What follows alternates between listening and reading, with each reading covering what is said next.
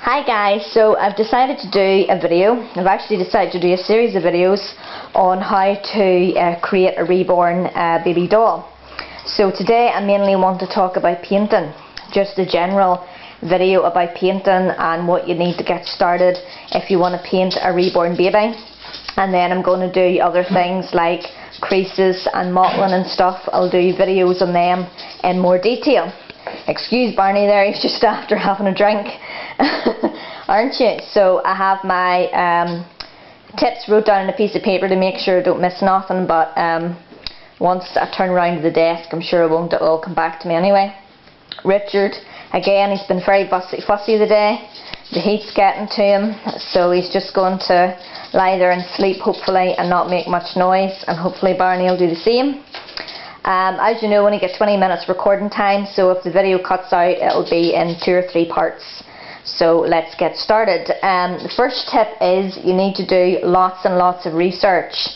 So ask other reborn artists for tips, look at lots of tutorials and stuff, and just get the basic know-how and how to do the different techniques and stuff first before you begin.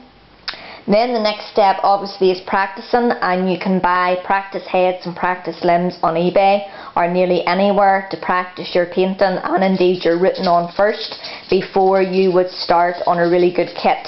So it's a really good idea, particularly if this is your first time, to practice on a practice head or limb first, just in case you do make a mistake on your brand new very expensive doll kit that you've bought. Okay, so I'm going to move over to my desk now and show you the type of workstation that you'll need. You'll need a comfortable chair, and you'll also need a good desk to work on. But the reason why I say a comfortable chair is because you'll be sitting there for a good couple of hours. It takes at least 40 hours a week or it can take at least 40 hours a week to reborn a baby. For me it took 2 weeks painting Richard.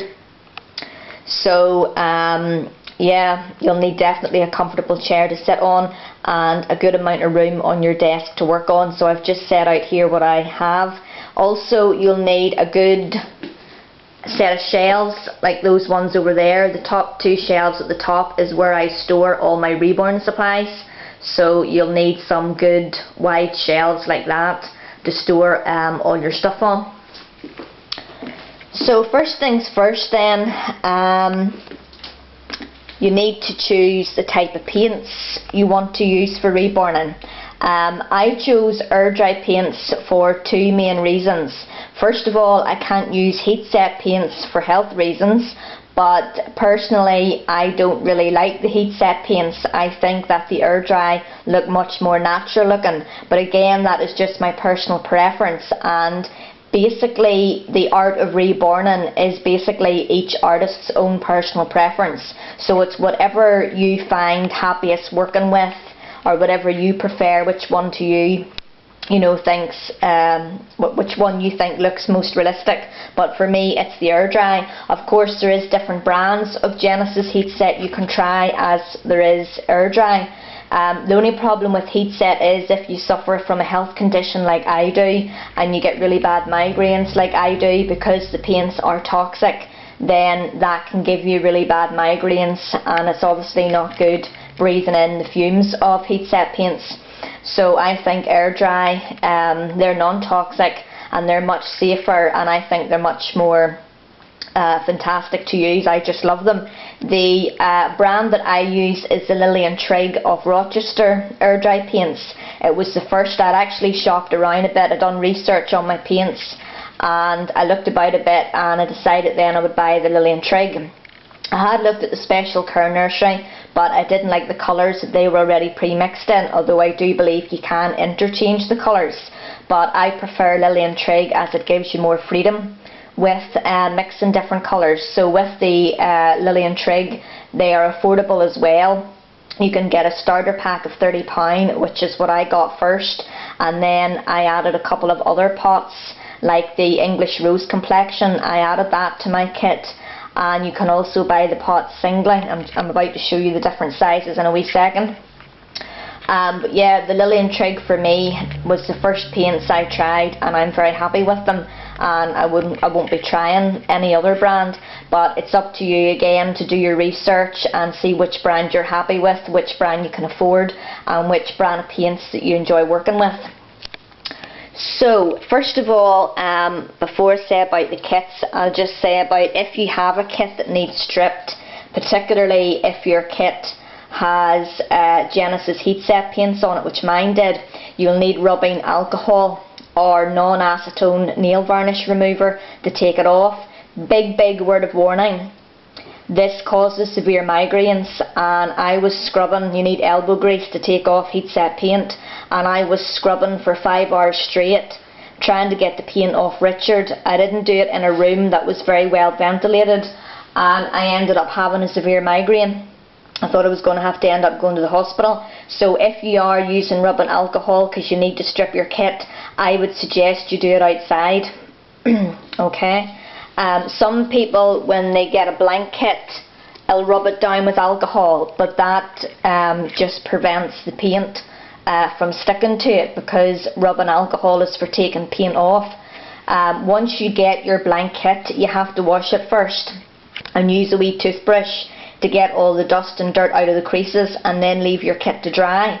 Then after that, if you're using air dry, now this basic video I'm doing at the minute will be based around air dry paints, as that's what I use.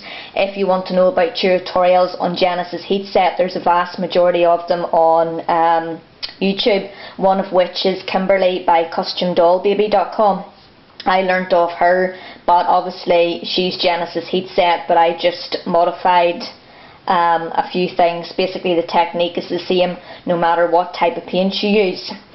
But yeah, definitely be careful if you're stripping paint off your doll. So obviously I didn't get the rubbing alcohol with my kit. I'll just pop that back in. This is the tub here in which I keep all my paints up on my Reborn shelf. It just keeps them tidy and all together in one place, and you want your desk to be as tidy and organised as possible, so that when you're reborn and you're not faffing about all over the place trying to find things. You need definitely a pair of gloves for reborning, particularly when you're painting, especially when you're painting, because if you don't wear gloves and you're going to handle your reborn baby bits or kit, there's oil and dirt, particularly the oil from your hands, and the dirt will transfer onto your vinyl, and then your paint will not stick to it. So make sure you wear gloves at all times to prevent that from happening. You'll need something to cover your desk. You can use kitchen roll or anything like that. These are actually puppy pads. This is actually a puppy pad I use for my dog, and they're fantastic. They're nice and thick. They're good for working on, and they're good for blotting my sponges and paintbrushes and stuff on, and they're very absorbent and cheap to buy as well, and that's what I use to protect my desk and to reborn on. So let's have a look at the paints then. You'll get your sealer for your air dry paints. At the start, after you have washed your kit, you will need to, after you've washed your kit, you will need to seal your doll. It's always important when you're using air dry paints to seal your doll both before and after you have completely finished painting. The reason you seal the doll before is to make sure that the paint adheres to the vinyl, and the reason you seal the doll afterwards is to make sure the paint will not rub off. So that's the sealer you would use before you put any paint on your doll, and the air dry matte varnish is the sealer you use after you have completely finished painting your doll. Again, only use this sparingly. If you use a lot of this, you'll end up with a very rough texture on your doll, like sandpaper, and that's not what you want. You want your doll's painting to be nice and smooth. Okay, you'll also get your medium, a good lot of this, and this is what you mix with your paints, and then you dilute them again in water. Okay, again, you don't need to use much medium, you don't need to use much sealer either. The paints come in, this is the small size pots, and you might think, when I first got this, I thought, oh my goodness, I mean, is that all the paint I get? There's definitely not going to be enough there to reborn one doll, never mind, actually it does 3, it might even do more than that. but all you use out of these pots is a very small dab of paint. You pop it on your tray, you mix it with your medium, and then you just a tiny bit of that medium, and then you dilute the rest of it with your water. And the thing you're looking for is a light colour, a light transparent colour. You need to be able to see through your paint, so think like watercolour. Watercolour is the look that you're going for with these paints. So that's the small tub you can get, and this is the larger tub. You can get them in here, but again they're really cheap even to buy the single tubs in either size. There's just the baby skin complexion. So and then this is your air dry gloss varnish, and I used this along with, there's another one which is satin varnish, and I used both of those for doing my lips and nails. I used the satin varnish first, and then I used the gloss varnish when the satin was dry over the top, just on the lips to give it a nice glossy appearance. So there's those go really far. I've only used them, as I say, for Richard, and then they were used for another face of a doll. Another thing which is good to get is a colour wheel for mixing your colours. If you're like me and you like the freedom of mixing your own colours to whichever colour you think looks realistic to you, it can help getting a colour wheel. So that's a good investment as well.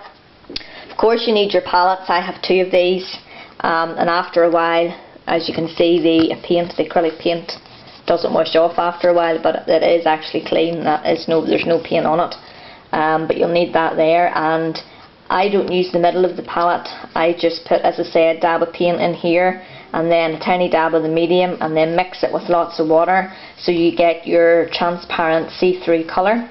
Always make sure that you blot your sponge or your brush onto your paper first, or your pad or your kitchen towel, before you apply it to your doll, because I actually made the mistake of not doing that when I was doing my mottling layer, and my mottling layer was not diluted enough, and therefore Richard's arm came out rather pink, and I had to go and take all the paint off again and start again.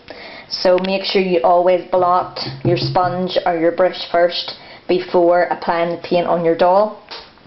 Another thing is, when you do your base coat and neutralizing your doll, now neutralizing your vinyl is personal preference. If your vinyl is very pink or grey or very orange, then it will definitely need neutralized. Your kit should be a very pale, natural looking colour to start with, in order for you to be able to paint it and make it look natural looking. So make sure you neutralise your vinyl first if it's not that pale, realistic looking colour. And also, before you apply any paint after neutralising, make sure you do at least 2 layers of base coat. The reason being is, when you use a blue, like this phthalo blue, mixed with phthalo green to do your veins, for example, blue is very highly pigmented and it's a very staining paint, and if you do not dilute your blue enough, which again happened with me, you will end up with the blue staining your vinyl and the blue will not come off. So always make sure you do your base coat first before applying any paint, and make sure that if you're using the blue colour, you always have it well diluted. That's why Richard has a slight blue tinge to one of his hands and to one of his knees. So moving on then to the sponges and stuff, you need this for your water. You cannot use tap water, as there's lots of chemicals in tap water and dirt and stuff, and it might interfere with your vinyl. So you have to use boiled water cooled. You'll need a drying rack for your limbs. For me, I didn't take Richard apart, and so I was able just to prop him up where his limbs and stuff wasn't touching this mat, to get covered in dirt and dust, and he was left to dry that way. But if you're doing a proper kit, you'll need something to put your head and limbs on for when it's drying. Again, you can get this on eBay. It just cost me $4.99, and it's quite a nice size. Obviously you don't have to have all these in at once, but those are all the different sized ones that you can use. Brushes then, I've got about 5 minutes left on this first one. This is a big blusher brush, and that's good for dusting your kit down. When you first get your kit, before you wash it, you can give it a dust down with that blush brush. Always make sure that you buy good quality brushes, because if you don't, the hairs will come off your brush and get stuck to your paint, and there's nothing more frustrating than hairs getting stuck to your paint. For that same reason, make sure where you're working is free from dirt and dust, and I know nowadays it's virtually impossible, because when I was painting Richard, there was nothing but hairs getting stuck to him, because I have a cat, as you know, and it was driving me crazy. Now the cat's never really in this room, but it was driving me crazy with the amount of hairs that was sticking to him. If you're doing painting a solid silicone Reborn, that's even worse, because silicone is kind of like sticky and rubbery, and everything just constantly sticks to it. That's why if you have a full-bodied silicone, it's a good idea to bath it regularly to take all the dust and dirt off. These measuring spoons were just ordinary baking spoons. I wasn't really using them for baking, so I decided I would use them to measure out. You have to use a ratio 1:1 with your sealer, for example, and so I used that for measuring out my sealer and my medium. Other different brushes, usually this type of brush is used for blotting, or another name for blotting is basically just taking the excess paint off. I am actually going to do a proper step-by-step air dry tutorial when I get my toddler doll. I'm not sure if I'm going to be able to do it in a series of videos, but if you follow my Facebook page, I might be able to do it in a series of photographs, step-by-step photographs with the information below it. But that won't be for a wee while yet, until I get Jasmine sold. So that there would be for your blotting or taking off your excess paint. Another good thing is use your brushes for the small areas, such as the creases, ears, nose, the lips, the chin and stuff, as the brushes get in deeper to those types of places, whereas a sponge can't reach all those wee tiny nooks and crannies. So your brushes are mainly used for detailing and for small areas, and your sponges are mainly used for the larger areas, such as the scalp, the forehead, the cheeks, and the arms and the legs. These are just a range of other ones, so I mean you might use that brush there maybe for doing lips and stuff, you know, things like that. Again, make sure you get good quality paint brushes and stuff. For your eyebrows, I actually use pencil for my eyebrows, because I haven't learned how to root yet, but I hopefully will soon. I do need a lot more practice at my eyebrows. They weren't perfect, but practice makes perfect, so who knows. So you need to decide too, if you're going to paint your eyebrows, or if you want to do them in pencil, or if you indeed want to root your eyebrows, and the same with your eyelashes, if you want to root your eyelashes or just stick them on with glue. Also the same with your actual hair, if you want to root your hair or if you want to paint hair. I personally don't like painted hair on a doll, because it just reminds me of a toy doll, but again, that's just personal preference. I won't be doing a video on how to do painted hair, because it's not something that really interests me or I like doing, but I'm sure there's plenty of other videos on YouTube that will show you how to paint hair. So again, you'll need to decide whether you want to paint your hair or root it, but that is one of the pencils that I use for eyebrows. So it's a good idea to get a wee pot to keep all your brushes and stuff in, so everything's within easy reach on your desk. Now I want to go on to this here. This cotton bud, I use that for blotting out. This is going to cut out on me for blotting, taking off the excess paint on creases and stuff. That's quite good for. The cocktail stick is good for thinning out your eyebrows. This is going to cut out on me now, so we'll go to part 2.